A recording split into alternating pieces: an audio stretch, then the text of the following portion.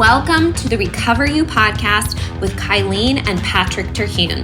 It's here that we talk about sex addiction, betrayal trauma, mental, emotional, and physical health, faith, and anything and everything needed to recover you to your most authentic self that God created you to be. Hey, Patrick. Hello, Kylene. Today was an exhausting day. Actually, yesterday was an exhausting day, but we're feeling the effects of it today. Yeah, we're very tired. So thanks for joining us for the podcast. That's all we have for today. Okay, see you next week. No, we hosted our Christmas party last night, and it was very fun. Yeah, 27th annual, something like that. When did we start it? Actually, it was several years into being married, I think. Yeah, and it's grown. Oh my gosh, this year I think doubled. Yeah. I think it doubled this year, which we were going back and forth about several times. Do we have enough of this? Do we have enough of that? Mm-hmm. I thought we would have enough food. We did, thankfully. Yeah. You were a little worried about that. But I was holding fast to the fact that normally we overestimate. Mm-hmm. So I think we did okay. Yeah, I think so too. I think there were a couple moments where, you walk around and you go, do we have enough wine? And then I didn't tell you this, but I had a brief moment yesterday where I was like, I don't think we have enough wine. And was that before or after you were very concerned about having enough cups? It was in the ballpark. In the ballpark. Yeah. It was a double play going on in my mind. So yeah, it was. But yeah, it all turned out great. But now we know. Yeah. Now we know that we can host 60 people, and we kind of know what that takes. Yep. And so we can estimate it based on that moving forward. Yeah. So actually, last night goes well into the topic that we're going to talk about today, which is the lies we believe. Mm-hmm. I have this fear or belief that I will tend to lean towards that people don't like me. And, all of the things that we think, or I should rephrase that, because not all the things we think have any sort of bearing, but a lot of the beliefs that we hold come from experiences that we've had in life. And so we will create these stories or these interpretations or these beliefs. And the thing about limiting beliefs is that once we've created them, and often this happens in childhood, it somewhat sets a filter for how we view the world. And when we have that filter set, we can essentially fall into the trap of gathering proof that belief is true, even if it's not, right? Even if it's just the perspective. And this kind of goes into the idea that two people can have the same situation in life, come out with totally different perspectives, totally different beliefs around it. And it's not that the events were any different. It's that our perception around that was different. And so I tend to hold this belief that people don't like me. And I have had some difficult situations in life where people have rejected me, or I've had difficult relationships, or relationships that I thought were totally fine end, right? And surprise me in that. And that's happened a few times.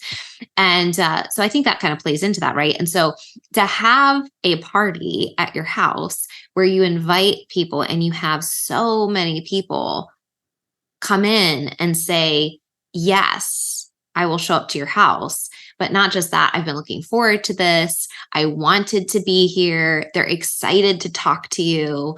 That sort of thing is just an example, I think, of what we're going to talk about today, which is we tell ourselves all sorts of things, or we allow ourselves to believe all sorts of things about ourselves that are not true.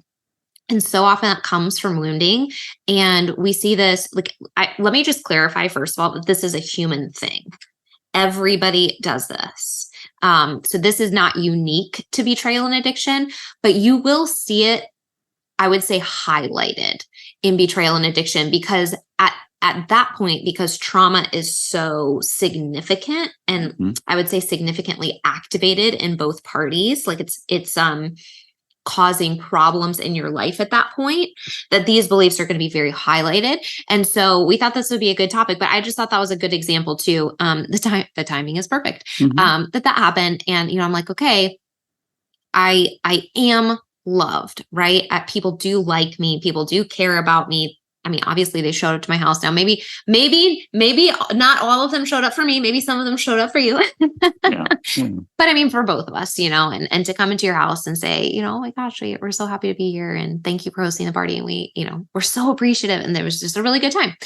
And what's really interesting to me about that even is that I can still, even after the fact, go back into patterned thinking and beliefs, right? And fears and insecurities and anxiety about, well, what does this person think about me? Or what about this? Or what about this? Even when you have proof of the opposite, right? And so I thought that's going to be a good topic for today, because both every human on this planet is going to have lies that we believe about ourselves. And so in the work that I do with my clients, we call them negative beliefs or limiting beliefs. I think you might actually have a different term for it. Is there something that you use like in the support groups that you call it?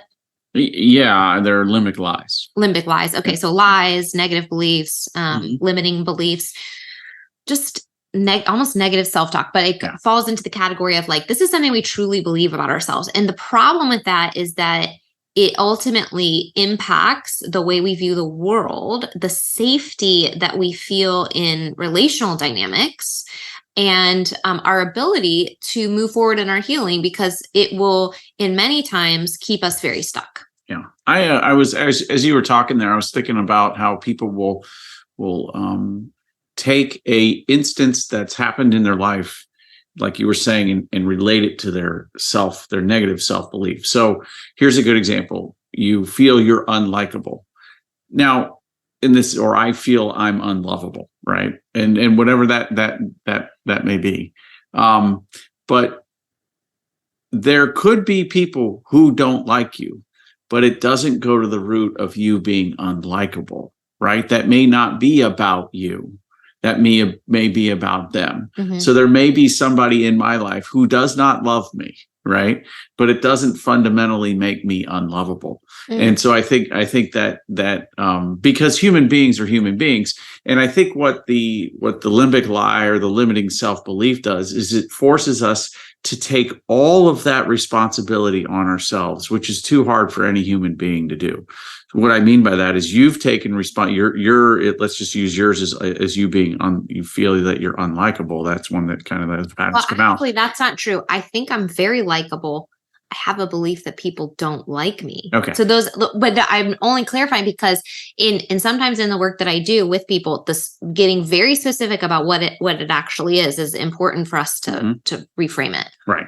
But what that could mean is that there may be a situation where somebody, let's say, doesn't like you, but you automatically assume it's because of something you did. Oh, 100%. And it has, there's too much pain in the world for us to single-handedly absorb all the traumas of everybody that we've ever come in an interaction with. It's too hard, and the world is too complex, and we're not a deity that can do all of that. So we do that as we have that sense. It's like, well, let's say somebody was unfaithful to me, and it sends me the belief that I'm unlovable. Well, it may have nothing to do with me. It may have to do with their own wounded patterns, right? Where they're going out, but you can't take that on. That's where the healing work comes in. Is things are going to happen to you. You're going to have disagreements. You're going to have things that, falling outs or friends for a season or whatever that may be, because those things happen, right? That's just part of life. But it's important to, as you go through the healing process, being able to distinguish between what is maybe something, from an extreme ownership, you say, hey, I have to actually get better about communicating this, and saying, that really wasn't about me. That was not about me. And that was about their woundedness patterns or their limbic lies or their negative self-beliefs. I wasn't even planning on talking about that, so I'm really glad you brought that up. And it's this idea that, we show up every day and we do the best that we can. And if we are showing up authentically, the kind thing to do, I would say the healthy thing to do is to expect other people to show up and take the same level of responsibility for their life. And what I mean by that is choosing to wake up and say, I will show up and be the best version of myself that I can. And when I make a mistake, I will take responsibility for it and ownership for it and make amends and that sort of thing. And if I am doing the best that I can and I'm unaware that I've hurt somebody, there's nothing I can do about it, right? It's their job to bring it to you. And so when anxiety and we kind of live into these negative self-beliefs and these fears, exactly what you said is sometimes what happens is that we live into the responsibility that isn't actually ours. And so we will take on the responsibility of, well, I have to then manage other people's responses and emotions because it's all my personal responsibility. I'm in charge of how they feel. And that's not true. Nobody can be in charge of how anybody else feels. And they also have their own histories and their own negative beliefs and their own woundings. And this has been something that's really, really, really hard for me to manage because I feel like since betrayal, like things have gotten more complicated in the way like I relate to people in some ways. And I do sort of want to take total responsibility for every relationship and every miscommunication and all this kind of stuff. And I can't because it's not all on me. Right. And that has caused me a lot of pain in some areas because I want to be understood. I want to be loved. I want to be valued in the relationship the same way I want to love and value that person and make sure that the relationship is okay. Right. But I can't always do that. And so I think the healthy situation is that you both show up. And it's just sort of in the healthy world, it's sort of expected that you show up, you be a good person. And if something's wrong, if somebody takes something or interprets something as negative in any way, it's actually their responsibility to bring that to you. It's not your responsibility to anticipate that unless you behaved in a way that was like intentionally, like right. you were like cranky one day and you kind of intentionally jabbed them or something like that, right? But if you're just living your life and you're trying to be a nice person and your intentions are good, it's not your job to analyze how somebody is going to interpret you being you. Right. Yeah. For anybody out there that is like me, I'm going to repeat that. It's not your job to overanalyze how people are going to interpret you just living your life and being yourself. Yeah. And that's something I struggle with because I want to make sure people know that my heart, right? Like my heart is very good. I love you. I love you too, Patrick, but you being general, right? Like, I love you and I really want this relationship to work with my friends and that sort of thing. And right. So like, I really, really desperately want people to like view me that way and like understand me that way. But at the end of the day, I have to go to sleep and be like, I'm a nice person. I try very hard to be a good friend. I cannot worry about if somebody else's filter had them perceive something that I did in a negative way. If they view it that way, it's their job to bring it to me. Just like it's vice versa. It's my job to bring it to them if there's an issue that I need resolved, right? Yeah. And I think as it relates to that particular topic, one of the things that post discovery for us, I have worked very hard to create environments where you feel safe and where I am nice to you. And we've talked about like love bombing with gifts and notes and all of these things. And I think where my healing has come from is I have learned, and I think I communicated this to you recently, is I can't make you love me. I can't. There's nothing I can do to make you love me. And so, but what I can do is I can be nice and I can show up and I can do all of those things. As your authentic self, That's which right. is a very nice person. That's right. Yeah. So, and then if that person you decide is somebody that you want to love, well, that's on you. But what I have to do is I have to try very hard to make amends and all that stuff. But if through the process of betrayal, a spouse falls out of love with the other spouse, there's nothing that the betraying spouse can do to make that person fall back in love with them. Right. It's in that may at the end of the day, people. I think the idea is you have to learn through this process. Who are you, like truly, authentically, from a healed place as you go through this process of recovery on both sides? Who are you as a person? Because your job, your only job really, is to show up authentically as a good person. It's not your job to force people to love you or to like you. And that comes in all shapes and sizes and all relationships too, right? And I think sometimes that for people that maybe had some experiences in childhood that molded them into people pleasers to kind of navigate, household dynamics and sibling dynamics, and, quote unquote, their brain kind of went into survival mode. Okay, well, I'll just make everybody happy or whatever. Right. Then that is a hard thing to do. Right. And you had the rescuer mentality from your childhood. I don't know where I developed my people pleasing, but it is strong in me. Right. And so both of us have sort of had to understand that and kind of work on it. And the idea is just what you said, like, I'm going to show up as myself and I'm going to do my best to make sure that's a really good, kind person. But I'm not going to, and this is the thing about people pleasing, I'm not going to manipulate or attempt to manipulate the environment to manipulate your emotions around it. Right. If I get to show up authentically as myself, then you also get to show up authentically as yourself. I not only expect that, I want that. I want you to be who you are, totally you. Right. And the goal hopefully would be that you have two people showing up authentically that like each other, whether it's a friendship or a marriage or whatever, that these are two people that, because otherwise what's really the point? Like, why are you trying so hard to be in a friendship with somebody that maybe doesn't like you, or vice versa? Like, if you're people pleasing so hard, did you ever stop to think that maybe you actually don't like that person and don't want to be friends with them? Right. Like, so there's all, but we're getting a little off topic here. We are getting off topic. And before you move on, a lot of times what happens is woundedness creates these environments where people don't know what safe relationships are. And sometimes as people move through the process of recovery and they get into support groups for the first time in their lives, they enter into relationships with other human beings that are the safest they've ever experienced.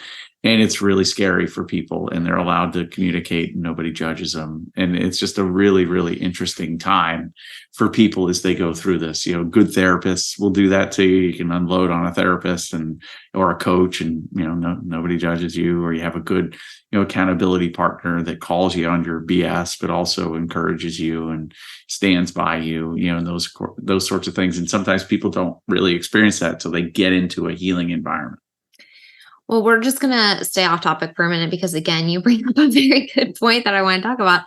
And I'm going to call it the healing crisis. And it's very hard. And I would say, as a people pleasers are going to have a really hard time with this. And that is exactly what you just said, which is when you start to do what we would call, what you might hear people term the quote unquote inner work. Right? When you're really starting to uncover these fears, these limiting beliefs, you're starting to process them. You're starting to recognize, oh my gosh, people pleasing is actually very unhealthy. And it's not actually, good, right? It's good to show up authentically and then let them be authentic. And then sometimes conflict is okay. And then you resolve it. And that's the healthy thing. Right. Yeah. And then you're like, oh, I have to change all these patterns I've had for, 30 years of my life. And this is really the healing crisis. When you're actually getting healthy, can mean that in a lot of situations, it gets uncomfortable, where before it worked just fine because you kind of had a pattern with this person.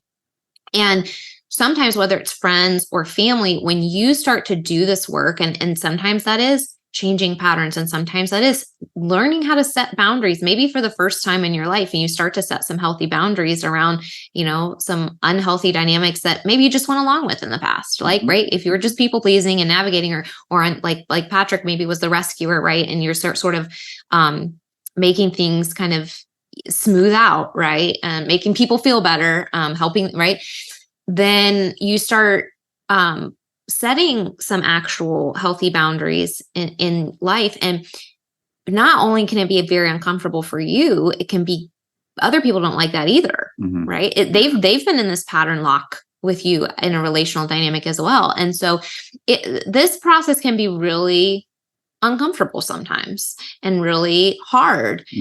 And so if you're not clear on where you're going and why you're doing it, it can get very confusing, I think. Because you're like, whoa, I was just trying to set a boundary here. Why is this? So if you're not anticipating the pushback when you do things like that. And so what you're saying is, what brought that up is when you're saying, yeah, you might be experiencing a healthy relationship for the first time and understanding what these dynamics look like. that I don't want to say it can be intoxicating, but in a sense, you're like, oh, this is what healthy feels like. And so then you don't really want to go back to your old patterns. Right. And so then it prompts you to begin making these changes in your other relationships and in your life. And that's where I'm saying it can get very uncomfortable. It's not that it's a bad thing. It can actually be a wonderful thing for the rest of your life. But the process of actually going through it and making those decisions can be so hard. Yeah. And that, and again, that's one of the reasons we always talk about coach, practitioner, therapist, people that can support you through this, because it's difficult to think through. So back on topic, the lies we believe. People pleasing is good, right? That's a lie we believe. No, but primarily what we meant by that is the negative beliefs that we have. And there were 4 that I kind of listed out as very common negative beliefs that we think that both the addict and the betrayed partner, pretty much across the board, most people are going to have these 4, probably more than this, but this is what we're going to talk about today. You already mentioned the first one, which is I'm unlovable. The second one is no matter what I'll do, I'll never be good enough. The third one is I'm bad. And we'll expand on these each individually. And number 4 is something is wrong with me. So you already mentioned I'm unlovable. That was actually one of your primary core beliefs. Right. Yeah. And so like you talked about the rescuer mentality, it was very much my sense. And I think I'm good at it. And it's actually, I don't mind helping people. I really, really don't. But the flip side, because of my woundedness and the lie that I believe is, therefore I could not be rescued. And so there was because you were the rescuer? Because I was the rescuer. There was no time. There was no, you know what I mean? So like I had to go it alone because it just, I had to be the one that absorbed everything. And so it was, I think some of it came from, I was the kid growing up that never caused problems, was always the straight A student, the well-behaved student. And, and you always run the risk of sounding like you're whining about your childhood. I had a nice childhood, but it was, it didn't leave a lot of room for me to say, hey, I'm hurting, or I need some help here. I don't know how to figure this out, or I'm lonely, or whatever that may be. Just the family dynamic didn't exist that way. But I got accolades when I did these great things. You know what I mean? Well, I think that's an important thing to kind of talk about is how these are created in our mind, right? Mm-hmm. It's not always that somebody did something bad to you. That's right. Yeah. It's maybe a conversation wasn't had. Sometimes there's things that don't happen that allow us to create these decisions in our brain about who we are and what our role in life is. And sometimes it happens because of the dynamic between siblings and parents. And had you ever gone and expressed some sort of need to your parents, would they have said, oh my gosh, no, you don't have to do that, right? Could that conversation 100%. Maybe have been had? Yeah. And I actually do believe it would have been positive. I think. But it was an interpretation based on the family dynamic that basically in your little brain, it said, this is who I am. This is my role. Right. I'm interpreting based on my environment. And that's a thing. We make so many of these decisions in our child brains, in our right. young, undeveloped brains. So it's not necessarily, trauma that causes them always. Right. There are, but yeah. And then, through life, what happens if you have a little bit of that self-belief, then when things happen in your life, it's a confirmation bias. And so, infidelity in my first relationship and my second relationship, that just confirms I guess I'm unlovable and I'm going to have to be more of the rescuer. That way my feelings don't matter. And so these things just kind of continually reinforced. And then we talked about my car accident. Well, then all of a sudden now I'm a caregiver, right? So ultimate rescuer, and there's no time for my feelings and there's no time for anything like that, which, drove those wounds deeper. And it was just the feelings of being trapped and all of those things. Yeah. You basically had a belief from childhood that then got repeated over and over and over and ingrained. And you're like, this is just who I am now. Right. And also just based on some of the conversations we've had, I sort of think you had this idea that it was unchangeable. Right. Like there's like, if this is true about who I am, you sort of believed it to the point that you couldn't do anything about it. And so then you actually, on a subconscious level, self-sabotage your way right into that pattern of, basically like in our relationship, well, if she's going to leave me anyway, if you go all the way to the core belief, because I'm unlovable, Right. then I'm just going to self-sabotage all the way up until that happens. Yeah, right. Or, and we've gone through this in recovery after discovery, is the belief will be, well, she's better off. You're better off without me. You're just better off without me. And so I'm going to make the decision for you. I'm going to make that happen for you because you obviously don't see it. I know it to be true. So let's just go ahead and get there. And ultimately you'll recognize that. Mm-hmm. And so and you may be like, no, that's not what I believe. And actually we've talked about this. A lot of the wives in the stories that, in the groups, that the wives don't want to leave. The wives want to see change, and they're willing to be excited about that change and to stand there for that and to go through that process. And wives are not in a hurry to leave. They're not. And so but as wounded men or wounded,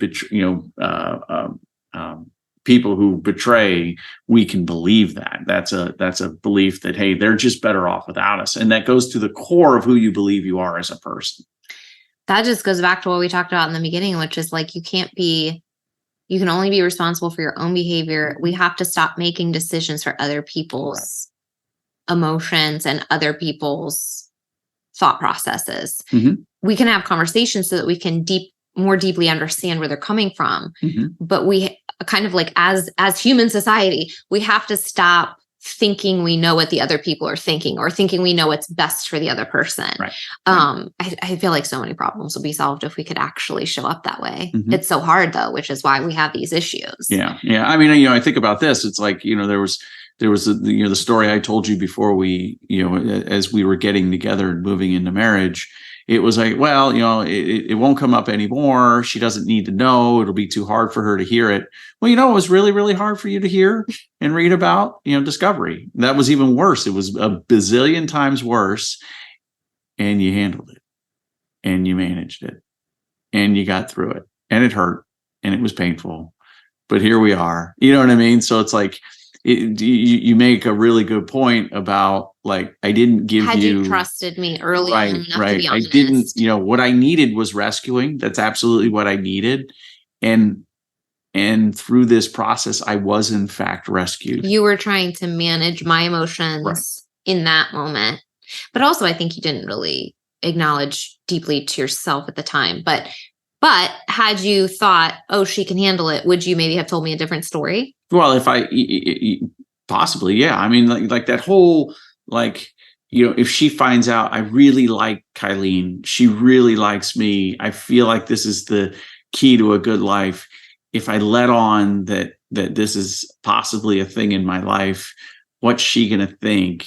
You know what I mean? It's going to confirm because that I'm I showed up unlovable. and I said, I was being authentically myself. And I said, hey, this is a problem for me. Have you ever had an issue with it? Like, what's your story? Yeah. And so I kind of laid my cards on the table, and you said, no, let's just not maybe be totally open about it. Yeah. Right. Yeah. And it's not an uncommon pattern. Right. And that is a good point, because we are specifically talking to betrayed partners and addicts. And, yes, I handled it 10 years later. Yes, I believe maybe there was a reason for the timing. But could it have been different if we had known a decade earlier? I just think, and we really haven't, maybe we've talked about it more than I think we have, but we haven't really dug into the depth of trauma for the betrayed spouse and the things that I've experienced over the past 3 years. And I guess we haven't really talked a whole lot about like the residual impact. Yeah. So I think when we would talk to people, I would say the moment that you know that it's a problem in your life, or the moment you acknowledge that it's an issue of any sort, I would say, talk to your spouse. Don't wait. Yeah. Don't go, oh, well, she can handle it later. No. That's not what we're trying to say at all. I think the moment you know that it's a potential, show up authentically as yourself, tell the truth. Yeah. Because the residual impact, can she handle it? And anyone can handle. I mean, the level of trauma that a human being can handle in their life is significant. I don't wish it on anyone. No, of course not. Yeah, of course not. And you think about it this way, it's like if let's say you were to have found out during our dating life, right, that the story was more involved than what I told you. Who knows whether we would have stayed together or not? We don't know that, right?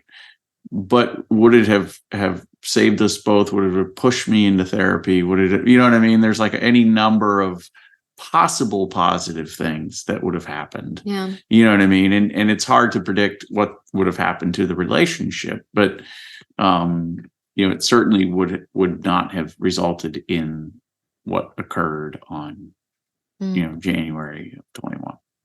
So.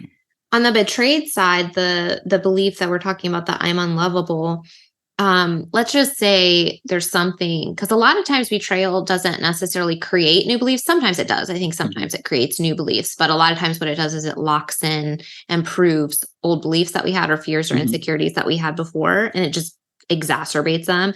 And so on the betrayed side, a lot of the I'm unlovable is proved because of cheating, right? And so, well, if I was really lovable, right, then this wouldn't have happened. If I was really lovable, if he really loved me, he wouldn't have cheated, right? Right. And so that's a belief for sure. If a betrayed partner holds on any level, that once discovery starts, that belief can be deeply, deeply rooted at that point, and go, see, like, it's just like, I'm totally unlovable. And we didn't really talk about this too much. I kind of mentioned, like, you kind of even acting into self-sabotaging, but that's one of the problems with these beliefs, is that if we don't identify them and we notice these patterns in our lives that we keep living into that are not beneficial for us, a lot of times it's because we are actually subconsciously living into a negative belief that we have. And that's why this is really important, is because if we don't know what the belief is, if we haven't done the work to identify it and to change it, then we're going to keep living into it, which is basically living into self-sabotaging patterns that stop us from having healthy relationships, that stop us from accomplishing the things that we want to do in life, because we literally on some level don't believe that we deserve that thing, or that we're capable of actually doing the thing that we say that we want. And so if you notice that you're like, well, I want to do XYZ, and you try and you keep failing, you try, you keep failing, you try and keep failing, it would definitely be worth looking into, what are the beliefs that I actually have about this thing? Because even, and that, I mean, it applies to everything, like relationships, work, health, all of these types of things. If we don't actually believe that we can accomplish something, we won't. Yeah. And so if you find yourself in those patterns, that's why this is really, really important. And so if you think you're unlovable, you will, in some subconscious pattern ways, end up in relationships that prove that point, even when that's not what you want to do. Right. Yeah. And so knowing that you are somebody of worth and value is going to change that perspective. And so there's like conscious ways to do this, right? That we can kind of consciously identify these. What I do with my clients, I find, and what I've worked with my coaches, and I find is very powerful, is the subconscious work, because ultimately that's where the beliefs are held. And so we can't like logic our way out of a belief that's that deeply rooted. Most of the time we can't talk ourselves out of it. Like, how many times would you hear somebody say, well, I really deeply to my core feel insecure and feel unlovable, but I'm just going to decide today that I'm lovable, right? Like, you can logically know that what you believe isn't true. You can logically know that that's not right, and still be living into the negative pattern. And so that's where the subconscious stuff, whether it's, what I do with my clients, which is replacing the limiting beliefs and going through some subconscious work so that your brain guides us and then accepts the new belief and then applies it to your life. It's very cool, very powerful. Yeah. It's helped me a lot. It helps my clients tremendously. Or it's something like EMDR, brain spotting, or something that works on that level. Yeah. Very important, I think, to actually Absolutely. not just, my point is, identifying the belief is not the only step to healing. Yeah. You have to turn it. You have to turn what and you have to have people help you turn that. Yeah. Number 2, no matter what I do, I'll never be good enough. So obviously on the betrayed side, kind of plays into what I was just talking about. It's like, well, I'm not pretty enough. I'm not nice enough. During recovery, actually, I would even say this came up for me sometimes, is this like, I'm just not good enough. Like, why am I not healing faster? Right? Like this idea that like, well, I should be, kind of a comparison thing, right? Like, why am I stuck on this? Why is this particular issue hard for me. Yeah, I know you would say, and this I think this is the most prevalent. You would say, I think most other people, if they were like married to you or whatever, they'd be ecstatic. Why am I not? And I was like, well, and I think I was smart enough to go, well, our journey is our journey, and it just is what it is. And so we have to get, we have a unique set of circumstances that are part of our betrayal story. And therefore we have a unique set of circumstances that are going to be part of our healing story. And so one of the worst things you can do is compare through this process, because then, and sometimes we're all competitive by nature. We can be like, haha, doing better than that person. But are you? You know what I mean? And so you really have to focus on what is your particular journey, because I think I told the story about my upbringing. I have two older brothers that have completely different experiences with my parents and the family dynamic. And they're just different. You hear that phrase a lot. It's like 3 kids in a house, or however many kids in a house have 3 different sets of parents. Yeah. Right. Yeah. Because they're in different spots in their lives. They learn from raising the first one and apply to the second. But then those kids have different wounding, and it's just different experiences. So interesting. Yeah.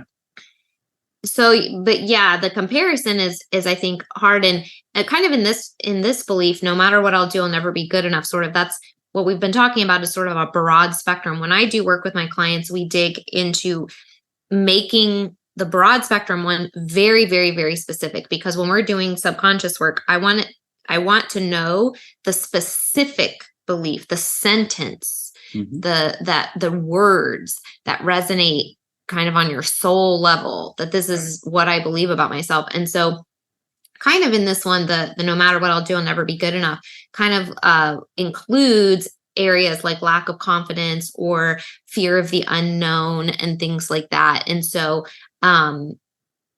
we will get incredibly specific on what does that look like in terms of what you specifically believe about your scenario. And what I like to do with the belief is we'll take the fear and like, what does that actually mean? So like, for example, like lack of trust after betrayal can show up more specifically. For someone, it might sound like, no matter how good things seem, I know something bad will happen. So that can happen. I mean, a lot of people can have that belief, but particularly if you are experiencing PTSD or CPTSD or anything like that, or you've had several experiences in your life where you did trust and then bad things happened, it can really drive that belief home. And so that verbiage might be more specific for an individual. Like, no matter how good things seem to go, or no matter what's happening, or no matter what he does, I just know something bad's going to happen, or I know that he's going to relapse, or I know the other shoe's going to drop. I know the other shoe's going to drop. I know that our relationship is going to end, right? Like on some level, that was going to be a belief that, like, had you rooted that out specifically in a sentence form, it would have been like, no matter how nice I am to Kylene, she's going to leave me. Yeah, of course. Right. Yeah. Like that would be when I'm doing a limiting belief session with my client, like that's how specific we get. Like, what is it? How does that actually show up? Like, what's the outcome of that belief for you? Yeah. It's not just like, well, I can't trust anybody. It's like, if I do this, or, whatever, this is the outcome. And so then what we do is we sit down and we go, okay, well, how do we want to replace that? Like, what is it that you actually want to start living into? And so a replacement example for a belief like that would be, I can trust my intuition to know when things are safe and to take action when they aren't. So I try to be very careful with the types of beliefs that we actually install and that we replace with, because they need to be safe and realistic, right? You never want to install a belief in somebody that's basically like, oh, the world is totally safe and I can trust every single person I come across, right? It's not true. Yeah, it is not. So like the fear is based in real situations that you've had where you've trusted and been vulnerable, right? And then bad things have happened. Like that's where that fear comes from. So when we put a replacement belief in it, it's more about like, what's going to be true and realistic and helpful for you to actually live into health in the way you engage in your relationships in the future, while still being very realistic in allowing you to protect yourself, right? Based on the experiences that you've had in your life. So something where you say, I'm learning how to trust my intuition and I'm going to lean on that in future relationships, or I can trust my intuition. Because one of the things I found too is a lot of times a lot of betrayed partners will feel like, well, I just can't even trust myself. And sometimes we need to look back and go, how is your intuition actually speaking to you during those times? Because most of the time your intuition isn't broken. We just need to learn how to actually listen and respond to it. Yeah. And so that's a little more deeply into how, like, when you're talking about these broad spectrum, like I'm unlovable no matter what I do, right? If you're not even resonating with that, you're like, oh, I feel lovable. There may be a specific belief within that umbrella term that's more specific to you. And that's what I do, like in my client sessions, because it's really important. That's how we kind of dig into the actual healing part of recovery. Anything else on that? The no matter what I do, I'll never be good. Okay. Number 3, I'm bad.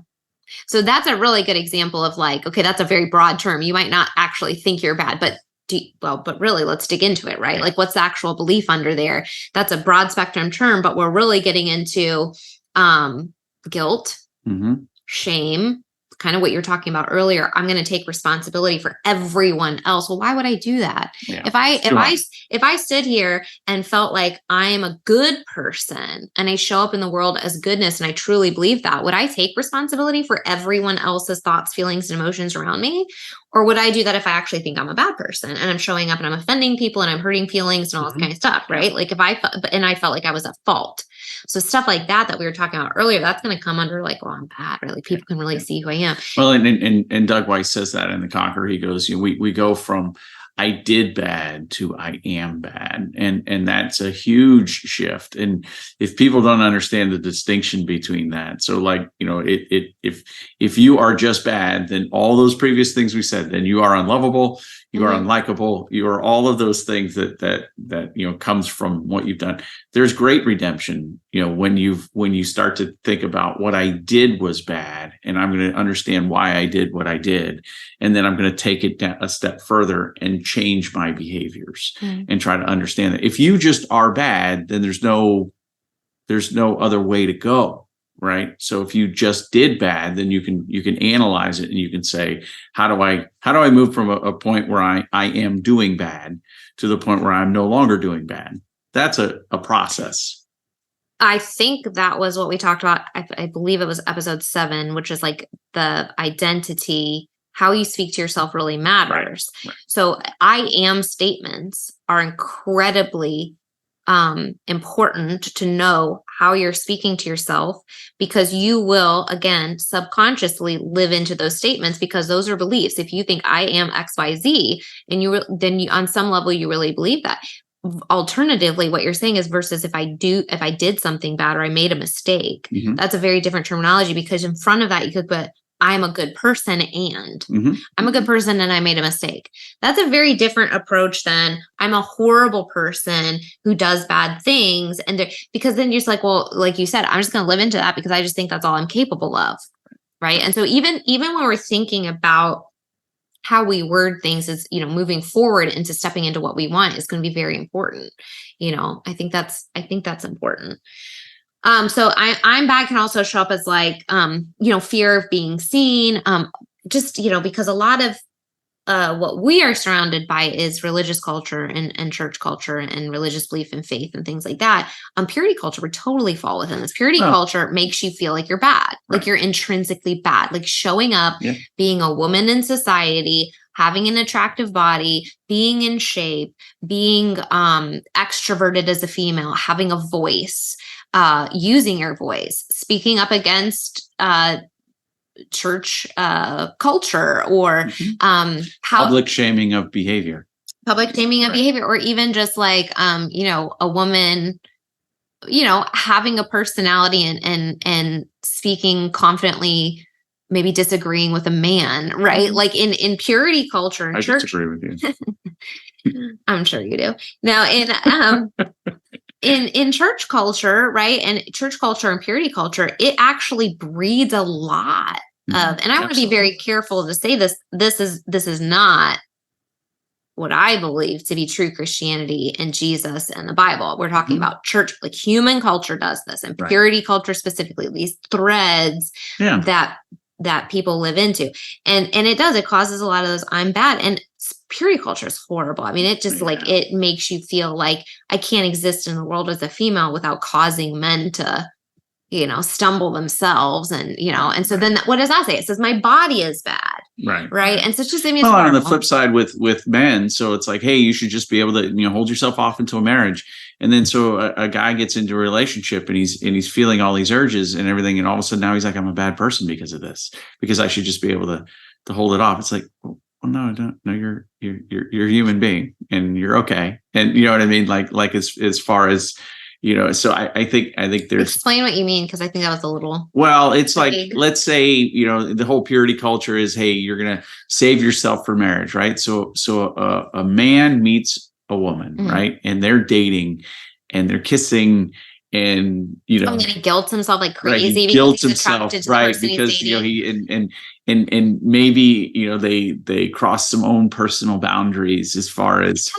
Yeah, right. And then you're like, oh my gosh, I'm a horrible person. Like, no. Or, okay, I mean, you're saying like, okay, even if you're saying if someone comes from a really conservative background and they have sex before marriage, purity culture is going to shame them to the point where they think they're a bad person. That's correct. For doing that. Right. That's kind of where you're going with that. Yeah. Okay. Yeah. But the other thing I think what you were alluding to there is purity culture also speaks directly into sex is bad until the day you get married, and then all of a sudden it's supposed to be good. Beautiful. Yeah. But you've had all this predetermined other sort of beliefs installed in your brain for 20 years of your life. And then all of a sudden overnight, you're supposed to believe something totally different. That's right. And you can't, that's not how that works. And so, so that's where I am bad can come from. And, I mentioned, fear of being seen and stuff like that can show up from that. And so again, just getting more specific about like, what does this look like when you're doing a session? A limiting belief that might fall into that looks like speaking up for myself means I'm demanding and people won't like me, right? So, I mean, just again, think about purity culture, think about church culture, think about patriarchal dynamic. A woman that is using her voice in her family or in her marriage or anything like that may have been taught to think that, well, me kind of pushing back is being demanding or being rude or being disrespectful or whatever. And it's a whole other thing, but we might be holding those beliefs for whatever reason. So it might look a little more specific like that. Like speaking up for myself means what? It means I'm demanding. What does it mean? It means, XYZ for you, right? It might be different for you. And then what? And people don't like me, or, someone's going to leave, or I'm going to get in trouble, right? Whatever that looks like. And so replacing that can look up because, we believe that using your voice is good. You're supposed to. It's important for your physical health, your mental health, your emotional health, that again, going back to the beginning, what we were talking about, you get to show up in the world authentically you and be surrounded by people that respect that and like you for that version of yourself. And so the new belief would be something to the effect of speaking up for myself is both safe and healthy in healthy relationships. Again, taking that piece of reality that goes, maybe it's not safe for you in some instances. Maybe certain times when that is not a relationship that you want to do that because they're not coming from a healthy place. Right. But you do want to start attracting the relationships in which being yourself and being authentic and, you're creating this new identity and stepping into that is healthy. And so you'd word it in a way that makes sense for your safety moving forward in life. Right. And so you always want to be careful about that. Number 4, something is wrong with me. A lot of these overlap, right? But we're kind of getting specific, but something is wrong with me. And so again, getting a little more specific, I'm broken, or the terminology, like you've heard me say this a lot, like I'm not normal. Like there's something wrong with me. I remember thinking in my addiction, with my attempts to quit, I was like, what is wrong with me? And I've said this before, like, you're beautiful. You're an amazing wife. What's wrong with me? Why was this a thing? Like, what was wrong with me? And that was before I understood all of the impacts of wounding over the years and what that did and the lack of honesty and all of those things. So at the end of the day, what was wrong with me is a woundedness had taken over and led me to engage in compulsive behavior. But it could be fixed, and it could. I thought I was past that. I remember all those dreams I would have about being an 80-year-old divorcee and in a nursing home and still engaged in the behavior. Yeah, that's a really kind of fundamental kind of belief that I was never going to change.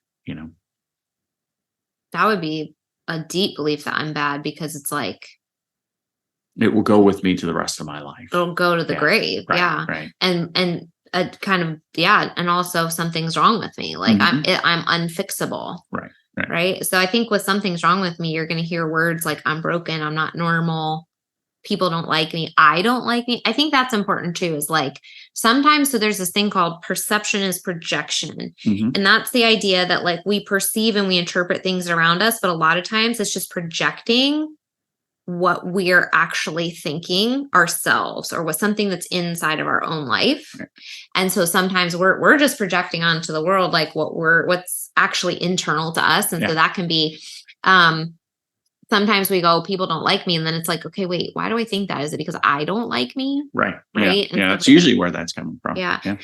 So there are the top 4, or I don't know if I'd say the top 4, but 4 common ones that we see a lot. I would say on both sides. I think maybe just all of humanity has these. Yeah. But again, just getting more specific, I'll leave you with one final example.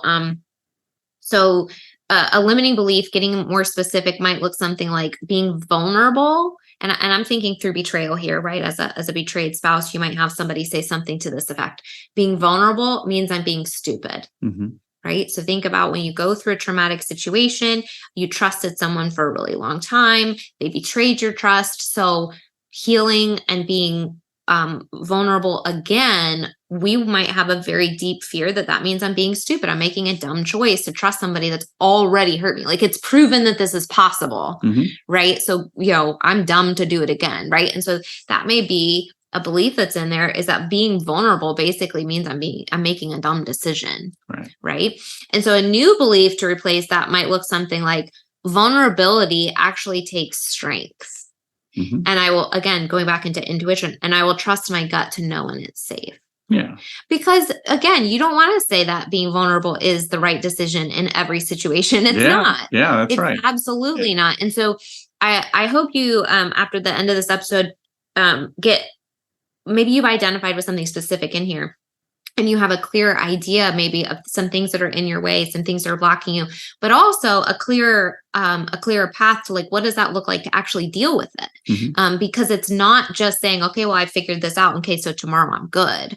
It's okay. Maybe you heard I'm bad. Maybe that resonated a little bit. There's some digging in there. And sometimes with my clients, it takes a little while for us to talk through and for me to understand where it's coming from and how it shows up in their life before we're able to create the sentence that actually resonates with them on a personal level. And then it takes more time to create, okay, what do we want to replace that with in a way that makes sense for you, that's safe in your situation, that makes sense for where you want to step into. And then, even when we have the limiting belief and the new belief, that's not it. We have to actually go in, do the subconscious exercise so that your body accepts it. Right. And so that, because a lot of times what happens when we start is that you resonate heavily with the limiting belief and you go, but I don't believe the new belief. Like, that's the point. We have to do the actual exercise to get your body to accept the new belief, and so that you can start practicing that, so that you can feel more comfortable using your voice, so that you can feel more comfortable setting boundaries, so that you can actually practice. A lot of times, like, people feel after they've been betrayed, they feel super insecure in their bodies, right? And so sometimes it might take processing that fear and that belief and that insecurity to actually go out into the public and wear that outfit that you used to feel comfortable in, that you really want to feel comfortable in again. But since betrayal, you've just felt like, well, I look stupid now. And this is looking like I'm trying too hard, or, whatever. And versus, what you used to feel like, hey, I have some fashion, I have some style, and I look good, right? And I feel really good in this, and this expresses my personality. And so that is like the outcome. So just to give you some practical ideas of what this is looking like in real life, is actually changing our behavior and our patterns and how we're allowed to show up in the world, feeling safe, feeling comfortable in who we are as human beings. Right. Yeah, I'd actually like to, there's a book that I read early on in recovery called Winning the War in Your Mind. And it's Change Your Thinking, Change Your Life. It's by Craig Rochelle. And when you look at Craig Rochelle externally, he's a pastor in a church in Oklahoma. He's fit. His organization created the YouVersion Bible app. So, like, far-reaching, his organization has a far reach.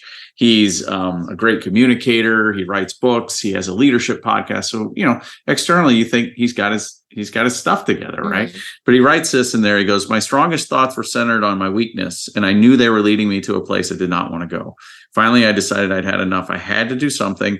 It was time to win the battle for my mind. For about 2 years, my mind was my number one priority of prayer. I read so many books on the topic that I lost count. I also received counseling from a psychologist and confided in trusted friends and mentors. I discovered and started using tools that allowed me to practice 2 disciplines, retrain my thought patterns, and reorient my trajectory. And the bottom line, I knew that if I ignored the battle any longer, I'd lose it. And so here's a guy that externally seems like he's got everything all together. But think about what he said there was his strongest thoughts were centered on his weaknesses versus kind of the other way around. So they had kind of taken on his life.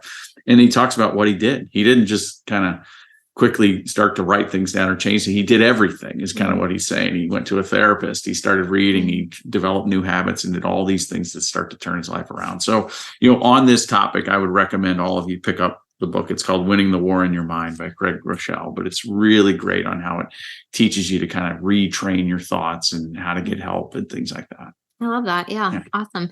And then I will also just throw this in there because sometimes when we think about doing this work or we think about doing subconscious work or whatever, we go, oh, this is a belief I've had for like 30 years. How long is it going to take me to undo it? Right. And I will say sometimes there are layers. And so sometimes we might have to do multiple belief sessions or whatever. But I had a client, and this is not uncommon, like that I had a client the other day. We went in, we did a limiting belief session, came out, they said, wow, that was so fast and so effective. Because we kind of test it after. We're like, okay, how do you feel about this now? Like, I want you to think about the future when this would kind of show up, and how would you feel about doing it differently now? How would you show up differently? Yeah. And they were like, that was really fast and really effective. I'm like, I know. When you have the right exercise for the right circumstance, you've done the work to again, like I said, like make sure that you have that's why we take the time to make sure it's specific enough to you, right? And when you do the exercises and your brain and your body are ready, sometimes it can be very fast. And a lot of one of the reasons I love the subconscious work specifically is because it can accomplish sometimes what talking about something for years, it will take so much longer. Right. And when we drop into the subconscious for it to actually click on that level, it can happen so quickly sometimes. And so that's why I like it so much for stuff where you just really, really feel stuck or you find these patterns that are like looping for you. And, 30 years of trauma doesn't take 30 years of process to fix. I think that's, and sometimes people are like, well, I don't want to engage in that because it's going to take. No, not necessarily. You can actually move through healing pretty fast if you engage in the right. And I mean, I had done, talk counseling and all these different types of things before. And when I started learning the subconscious stuff, I was like, oh my gosh, it was so different. And it brought some things up that even though I had talked through things a million times, I was like, whoa, I'd never thought about this, right? It was just, it's in there. It's in your brain. And that's all we're using your brain to guide the process. And when your brain is ready to process something, it's ready to process something. Right. And that's all we do is allow your brain to guide the process. And it goes, yep, I need you to bring this up to your awareness. I need to bring this into your consciousness because it's been stuck down here. Yeah. And now you can make these connections. And you're like, oh my gosh, that's amazing. And a lot of times the comments I get after a session are things like, I feel lighter. I feel like I can breathe. I feel like a weight has been lifted off. It's so cool. So, shameless plug, if you are a betrayed spouse and you need some coaching and you're looking to do some healing work one-on-one, just click the link in the show notes and book a connection call. I'd like to talk to you and just see, would we be a good fit together? And what does that look like? And depending on what phase you're in the journey, that type of work is more or less appropriate. If you're very early on, a lot of times what we're doing is kind of getting you into stabilization and safety and kind of figuring that out. And then as you continue to go through and get a little further in the process, then we can do some of this deeper emotional work. And that's when a lot of the emotions start to rise to the surface and we figure out like, what does that look like? So, but I love doing that work. So feel free to reach out if we can support you anyway. We're happy to do that. But I hope this episode got you thinking. I think we just shared like, I don't know, years of downloads kind of in one episode of things that we've kind of processed. So hopefully it's helpful. Yeah, definitely. See you next week. Thank you so much for listening. If you found this podcast interesting or helpful, it would mean so much if you leave a 5-star review or post a screenshot and share on social media. We are on a mission to share the message of recovery, and you can help get the word out. If you know a friend who could use this podcast, please share it.